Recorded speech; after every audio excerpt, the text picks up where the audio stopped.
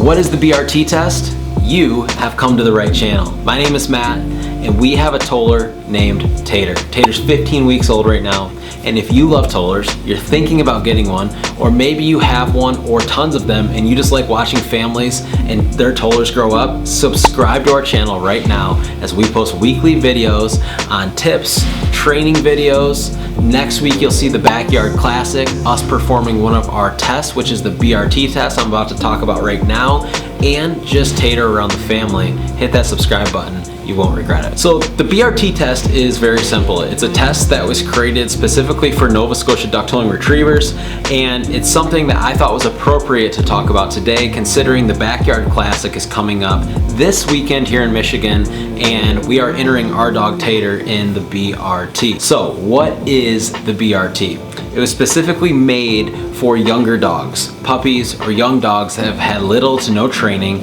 and basically rather than it being a very strict hunt test, it's more so a test related around seeing if your Nova Scotia duck-tolling retriever has all of the instincts to be a hunting dog and what people would consider a well-bred toller. There's 3 stages in this test. There's 2 land stages and 1 water stage. The first stage here on land is real basic. It's 2 single retrieves of a dead real bird, and your dog must retrieve those birds. It will be 30 yards or less of a retrieve, and it's a pretty loose guideline as far as you're able to walk your dog up on a leash. You're actually able to restrain your dog a little bit, considering these are all young, either puppies or young dogs. A lot of the dogs don't have the skill sets that maybe the older dogs would in actual hunt tests. So you can hold on your dog's collar, and long story short, to kind of draw it out for you, you're gonna hear a duck call from one of the angles. Hopefully that catches your dog's attention.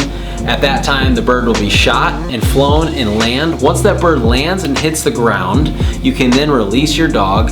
Your dog has to go retrieve that bird and bring it back to you at that point. Your dog must perform that twice in order to pass that series. The second land test is what they call the tolling test. If you know anything about the breed, tollers were bred to toll.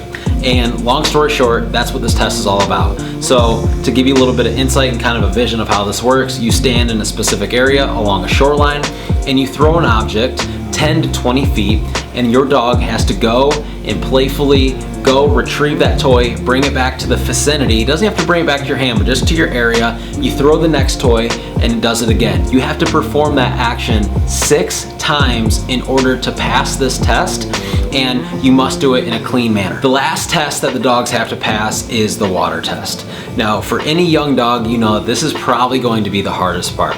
For our dog specifically, this is what our dog will most likely struggle on and will probably dictate whether we pass or fail this test. And to kind of give you the vision of how this works, it's very similar to the initial land test. You're gonna be sitting on a bank or a shoreline. You're gonna hear a duck call.